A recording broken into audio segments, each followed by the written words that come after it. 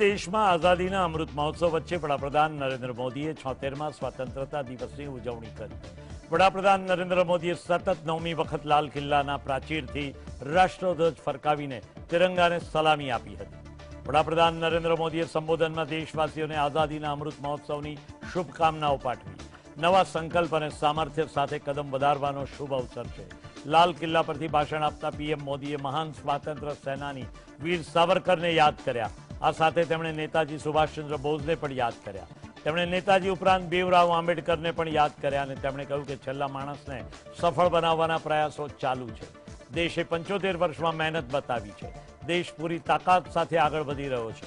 તેમણે કહ્યું કે આગામી 25 વર્ષ દેશ માટે ખૂબ જ મહત્વપૂર્ણ છે। एक पुण्य पड़ाव, एक नई राह, एक नए संकल्प और नए सामर्थ्य के साथ कदम बढ़ाने का ये शुभ अवसर है। साथियों ने आजादी के अमृत महोत्सव के लक्षावधि कार्यक्रम किए हैं। शायद इतिहास में इतना विशाल, व्यापक, लंबा एक ही मकसद का उत्सव मनाया गया हो, वो शायद ये पहली घटना हुई होगी। और हिंदुस्तान के हर कोने में उन सभी महापुरुषों को याद करने का प्रयास किया गया जिनको किसी न किसी कारणवश इतिहास में जगह न मिली या उनको भुला दिया गया था।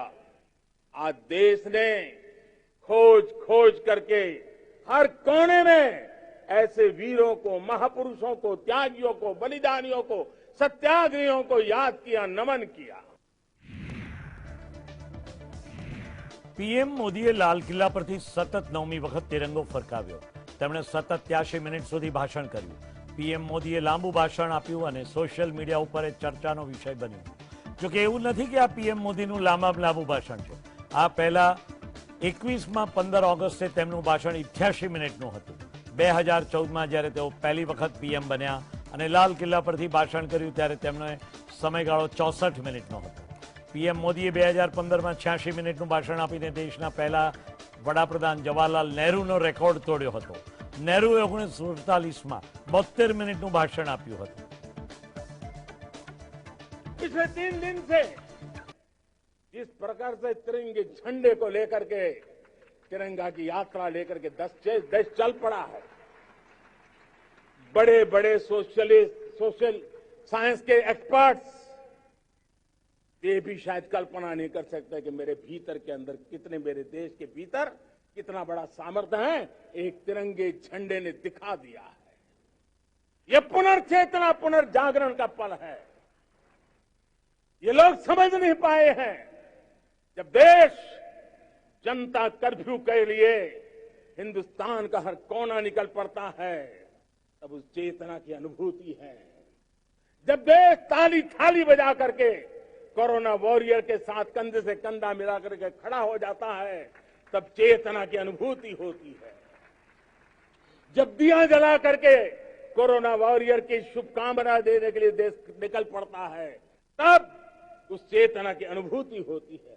दुनिया कोरोना के कालखंड में वैक्सीन लेना या न लेना, वैक्सीन काम का है कि नहीं है, उस उलझन में जी रहा था।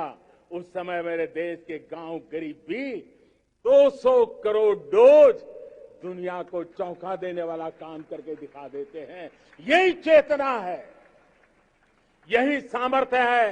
इस सामर्थ्य ने आज देश को एक नई ताकत दी है। भारत की विविधता ही भारत की एक अनमोल शक्ति है, शक्ति का एक अटूट प्रवाह है। और दुनिया को पता नहीं था कि भारत के पास एक इनहेरेंट सामर्थ्य है, एक संस्कार सरिता है, एक मन मस्तिष्क का विचारों का बंधन है, और वो है भारत लोकतंत्र की जननी है, मदर ऑफ डेमोक्रेसी है। और जिनके जहन में लोकतंत्र होता है,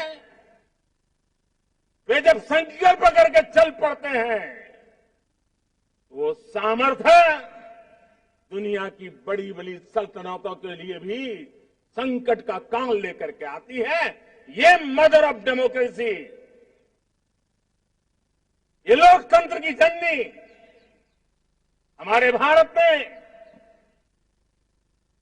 सिद्ध कर दिया कि हमारे पास एक अनमोल सामर्थ्य है। और जब વડાપ્રધાન નરેન્દ્ર મોદીએ લાલ કિલ્લા પરથી ભાઈ ભત્રીજાવાદ અને પરિવારવાદ ઉપર પણ પ્રહાર કર્યો અને કહ્યું કે તેઓ જ્યારે ભાઈ ભત્રીજાવાદ અને પરિવારવાદની વાત કરે છે તો લોકોને લાગે છે કે હું માત્ર રાજનીતિની વાત કરી રહ્યો છું. એવું નથી.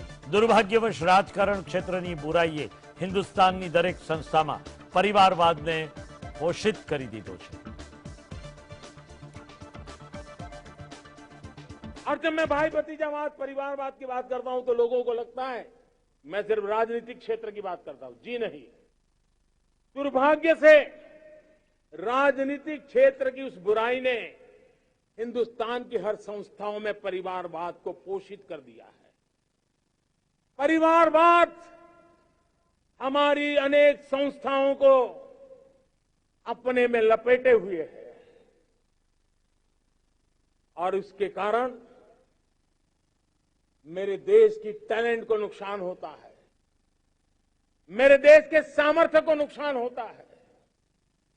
जिनके पास अवसर की संभावनाएं हैं वो परिवारवाद भाई भतीजे के बाद बाहर रह जाता है. भ्रष्टाचार का भी कारण ये भी एक बन जाता है ताकि उसका कोई भाई भतीजे के कार्य आसरा नहीं है तो लगता है चलो भाई कहीं से खरीद करके के जगह बना लूं. इस परिवारवाद से भाई भतीजावाद से हमें हर संस्थाओं में एक नफरत पैदा करनी पड़ी होगी, जागरूकता पैदा करनी होगी, तब हम हमारी संस्थाओं को बचा पाएंगे. વડાપ્રધાન નરેન્દ્ર મોદીએ લાલ કિલ્લા પરથી ભ્રષ્ટાચારને લઈને પણ મહત્વની વાત કરી. તેમણે કહ્યું કે ભ્રષ્ટાચાર દેશને ઉધાઈની જેમ ખાઈ રહ્યો છે. તેની સામે દેશે લડવું જ પડશે. અમારા પ્રયાસ છે કે જેણે દેશે લૂંટ્યો છે તેને પાછું પણ આપવું પડે. અમે એના પ્રયાસો કરી રહ્યા છીએ. कई लोग तो इतनी बेशर्मी तक चले जाते हैं कि कोर्ट में सजा हो चुकी हो, भ्रष्टाचारी सिद्ध हो चुका हो, जेल जाना तय हो चुका हो, जेल गुजार रहे हो, उसके बावजूद भी उनका महिमा मंडन करने में लगे रहते हैं, उनकी शान शौकत में लगे रहते हैं, उनकी प्रतिष्ठा बनाने में लगे रहते हैं. अगर जब तक समाज में गंदगी के प्रति नफरत नहीं होती है, स्वच्छता की चेतना जगती नहीं है. जब तक भ्रष्टाचार और भ्रष्टाचारी के प्रति नफरत का भाव पैदा नहीं होता है, सामाजिक रूप से उसको नीचा देखने के लिए मजबूर नहीं करते, तब तक एक मानसिकता खत्म होने वाली नहीं.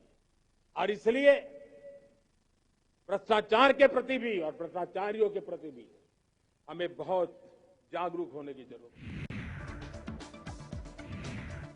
લાલ કિલ્લાના પ્રાચીર પરથી પીએમ મોદીએ વડાપ્રધાન આઝાદીના 100 વર્ષની ઉજવણી પહેલાના આગામી 25 વર્ષના સમયને અમૃતકાળ ગણાવ્યો. 5 સંકલ્પ લેવા પર ભાર મૂક્યો. તેમણે દેશવાસીઓ માટે આગામી 25 વર્ષ માટે બ્લુપ્રિન્ટ જણાવ્યું. તેમણે જ્યારે આપણે સૌ આ 5 સંકલ્પ લઈશું ત્યારે જે બ્લુપ્રિન્ટ સફળ બનશે તેમ જણાવ્યું. વડાપ્રધાને કહ્યું કે હવે દેશ મોટા સંકલ્પો સાથે આગળ વધશે. તે વિશાળ સંકલ્પ છે, વિકસિત ભારત. ગુલામીમાંથી મુક્તિ એટલે કે કોઈપણ ખૂણામાં જો આપણા મનની અંદર ગુલામીનો એક અંશ પણ હોય તો તેને કોઈપણ સંજોગોમાં બચવા ન દેવો. આ ઉપરાંત ત્રીજા સંકલ્પમાં વારસા પર ગર્વ હોવાનો ભાર મૂક્યો. ચોથા સંકલ્પમાં એકતા અને એકતા જૂથ પર તેમણે ભાર મૂક્યો. જ્યારે પાંચમા સંકલ્પમાં નાગરિકોનું કર્તવ્ય પાલન પર ભાર મૂકતા કહ્યું કે તેમાંથી વડાપ્રધાન પણ બાકાત નથી હોતા અને રાષ્ટ્રપતિ પણ બાકાત નથી. તેમણે કહ્યું કે આગામી 25 વર્ષ માટે આપણે આ 5 સંકલ્પો પર પોતાની શક્તિ કેન્દ્રિત કરવાની રહેશે.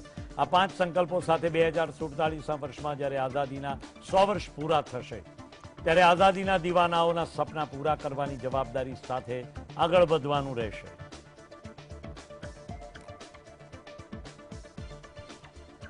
पंच प्राण की बात करता हूं तो पहला प्राण अब देश बड़े संकल्प लेकर के ही चलेगा। बहुत बड़े संकल्प लेकर के चलना होगा और वो बड़ा संकल्प है विकसित भारत। अब उससे कुछ कम नहीं होना चाहिए। बड़ा संकल्प।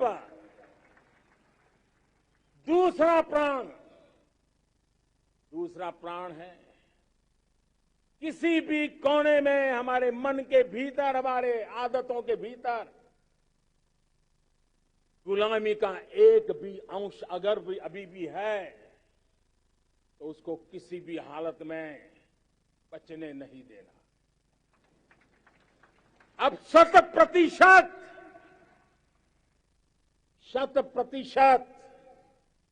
सैकड़ों साल की गुलामी ने जहां हमें जकड़ कर रखा है, हमारे मनोभाव को बांध करके रखा हुआ है, हमारी सोच में विकृतियां पैदा करके रखी है, हमें गुलामी की छोटी चीज भी कहीं नजर आती है, हमारे भीतर नजर आती है, हमारे आसपास नजर आती है, हमें उससे मुक्ति पानी ही होगी। ये हमारा दूसरी प्राण शक्ति है। तीसरी प्राण शक्ति, हमें हमारी विरासत पर गर्व होना चाहिए। हमारी विरासत के प्रति, क्योंकि यही विरासत है जिसने कभी भारत को स्वर्णिम काल दिया था, और यही विरासत है जो समय को अनुकूल परिवर्तन करने की आदत रखती है। यही विरासत है जो काल बाह्य छोड़ती रही है, नित्य नूतन स्वीकारती रही है। और इसलिए इस विरासत के प्रति हमें गर्व होना चाहिए। चौथा प्राण, वो भी उतना ही महत्वपूर्ण है, और वो है एकता और एकजुटता। 130 करोड़ देशवासियों में एकता, न कोई अपना न कोई पराया। एकता की ताकत एक भारत श्रेष्ठ भारत के सपनों के लिए हमारा चौथा प्राण है। और पांचवा प्राण है नागरिकों का कर्तव्य। नागरिकों का कर्तव्य जिसमें प्रधानमंत्री भी बाहर नहीं होता है, मुख्यमंत्री भी बाहर नहीं होता है, वो भी नागरिक है। नागरिकों का कर्तव्य, यह हमारे आने वाली 25 साल के सपनों को पूरा करने के लिए एक बहुत बड़ी प्राण शक्ति है। વડાપ્રધાન નરેન્દ્ર મોદીએ 9મી વખત લાલ કિલ્લાની પ્રાચીરથી તિરંગો લહેરાવ્યો અને પહેલા રાષ્ટ્રપિતા મહાત્મા ગાંધીના સમાધિ સ્થળ રાજઘાટ ખાતે પહોંચ્યા અને તેઓએ મહાત્મા ગાંધીને પુષ્પાંજલિ અર્પણ કરી હતી।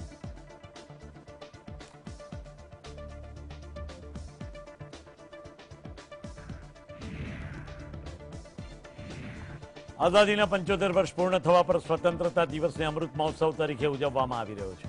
ત્યારે આ પ્રસંગે વડાપ્રધાન નરેન્દ્ર મોદીએ લાલ કિલ્લાની પ્રાચીરથી સતત 9મી વખત તિરંગો ફરકાવ્યા બાદ રાષ્ટ્રને સંબોધન કર્યું।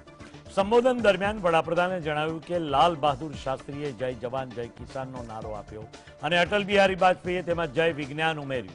હવે હું તેમાં જય અનુસંધાન જોડી રહ્યો છું, તેમ પોતાના સંબોધનમાં જણાવ્યું।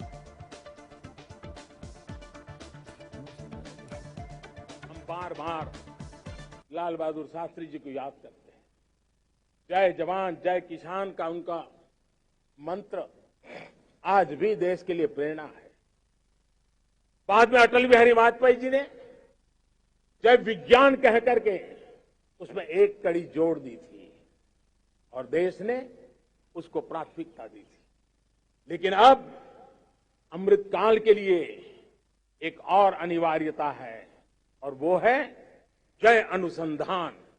जय जवान जय किसान जय विज्ञान जय अनुसंधान। 15 ઓગસ્ટ 1947માં દેશ આઝાદ થયો, પરંતુ લગભગ 30 વર્ષ પછી પ્રથમ વખત surface two air missile project શરૂ કરવામાં આવ્યો. અત્યાર સુધી ભારત તેના સ્વદેશી હથિયારો અને મિસાઇલ અને ટેન્ક પર ધ્યાન આપી રહ્યું છે. સ્વતંત્રતાના અમૃત મહોત્સવના અવસરે લાલ કિલ્લા પરથી પહેલીવાર સ્વદેશી હોવિત્ઝર તોપોથી સલામી આપવામાં આવી. હોવિત્ઝર તોપની વાત કરવામાં આવે તો આ તોપ અમેરિકાથી મંગાવવામાં આવી છે અને તોપને ચલાવવા માટે 8 જેટલા ક્રૂની જરૂર પડતી હોય છે.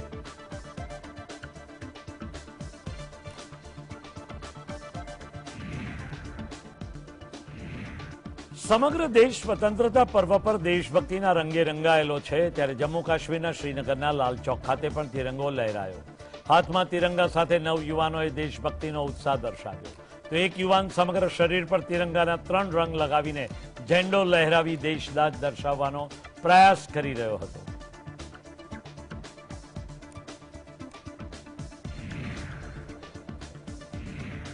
અરુણાચલ પ્રદેશ ખાતે આઈટીબીપીના જવાનોએ તિરંગો લહેરાવી સ્વતંત્રતા દિવસની ઉજવણી કરી. તેઓએ તવાંગ ખાતે તિરંગો લહેરાવ્યો હતો.